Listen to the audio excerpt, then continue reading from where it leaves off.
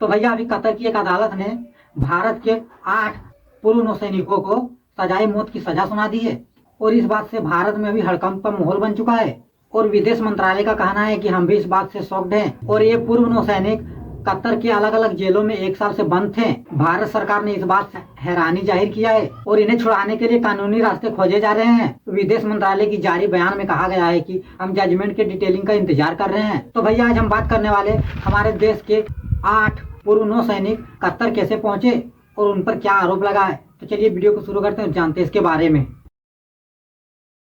भारत में जब से एस जयशंकर साहब विदेश मंत्रालय संभाले हैं तब से इनकी इमेज जेम्स बॉन्ड की तरह हो गया है। ये जहां भी जाते हैं भारत के लिए एक डिप्लोमेटिक विल लेकर आते हैं, भारत को अंतर्राष्ट्रीय लेवल में प्राउड करवाते हैं। चाहे वो रसिया यूक्रेन विवाद हो, हमास और इजराइल का विवाद हो, या अमेरिका के साथ कोई डील हो, या चाइना के साथ कोई विवाद हो, देश के लोग इनकी ओर बहुत उम्मीद से देखते हैं। सबको लगता है कि ये जहाँ रहेंगे वहाँ परेशानियों का समाधान मिल जाएगा, लेकिन इस एक परेशानी जिसका समाधान शायद इनके पास भी ना हो, और वो परेशानी है 8 पूर्व नौसैनिकों की सजा की। देश के तमाम न्यूज एजेंसी ने इस बात को अपने हेडलाइन में छापा है। तो भैया हमारे देश के 8 रिटायर्ड नौसैनिक भारत से कतर कैसे गए थे, पहले आप ये जान लीजिए।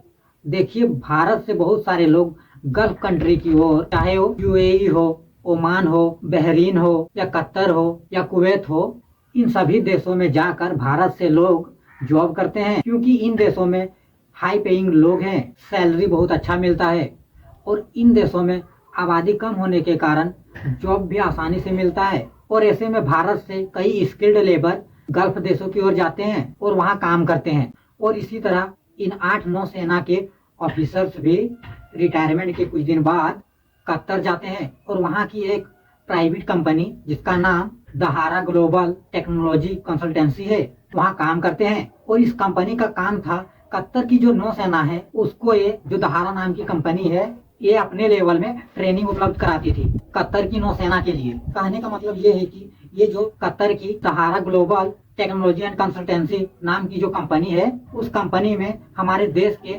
8 पूर्व नौसैनिक काम करते थे और ये कंपनी कतर की नौसेना को ट्रेनिंग देती थी और ये ट्रेनिंग का काम कतर के अंदर ही चलता रहता था। लेकिन इस पूरे ट्रेनिंग के दौरान कतर के इंटेलिजेंस ऑफिसर को ऐसा क्या लगा जिसके कारण इन लोगों ने इस कंपनी के प्रमुख और हमारे देश के पूर्व 8 नौसैनिकों को गिरफ्तार कर लिया। और उन्हें क्यों गिरफ्तार किया गया है ये कह पाना मुश्किल है, क्योंकि अभी तक चार्जशीट बाहर नहीं आया है कि उन्हें किस लिए गिरफ्तार किया गया था।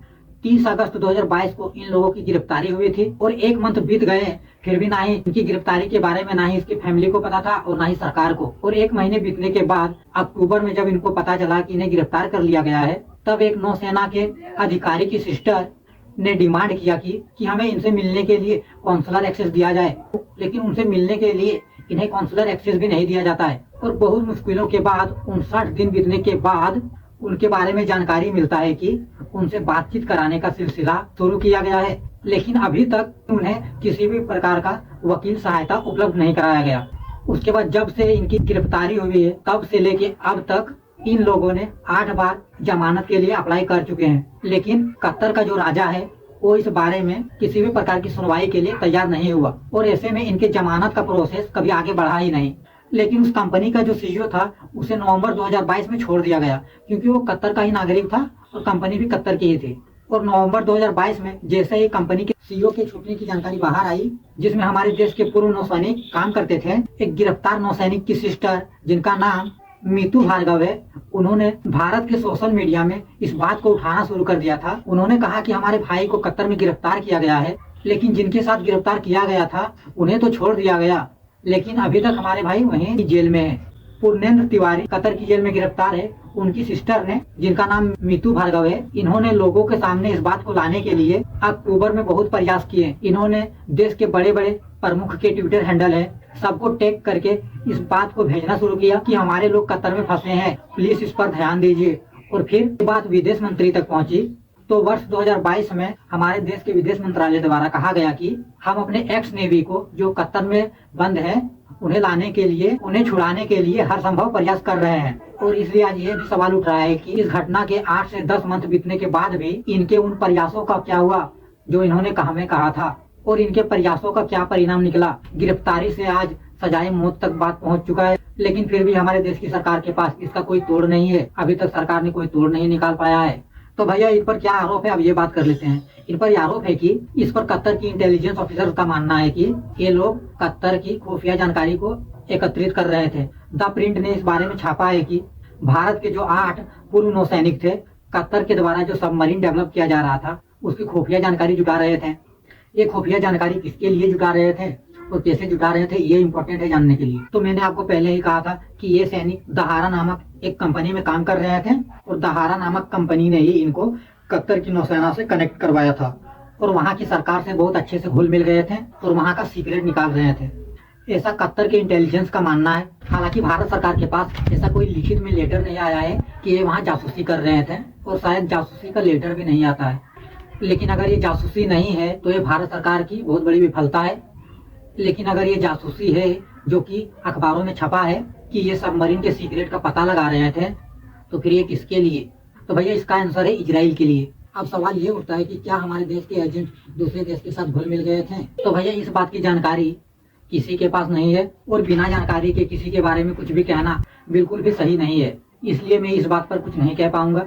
और यह हमारे देश के 8 पूर्व नौसैनिकों को भारत लाने के लिए भारत सरकार क्या कदम उठाती है, बस हम यही देख सकते हैं। हालांकि कतर की सरकार ने भारत के 8 पूर्व नौसैनिकों पर क्या आरोप लगे हैं ये सार्वजनिक नहीं किया है। कतर में जिन 8 पूर्व नौसैनिकों को मौत की सजा दी गई है उनके नाम ये हैं: captain Navtej Singh Gill, captain Saurabh Vashishtha, captain Virendra Kumar Verma, commander Purnendra Tiwari, commander Sukhnakar Pakala, commander Sanjeev Gupta, commander Amit Nagpal और सेलर राजेश।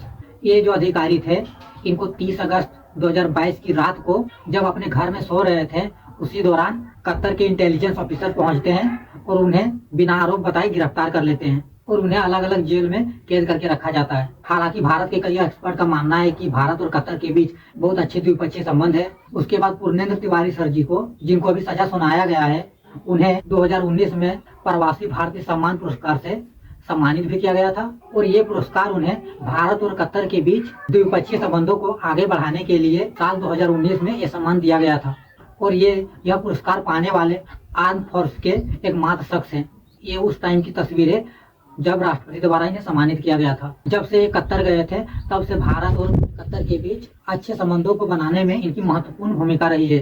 तो भैया हम अपने देश की सरकार से उम्मीद ही कर सकते हैं कि जल्द से जल्द हमारे देश के सैनिकों को भारत लाए। तो भैया वीडियो अच्छा लगा तो प्लीज चैनल को सब्सक्राइब और वीडियो को लाइक करें। जय हिंद, जय भारत।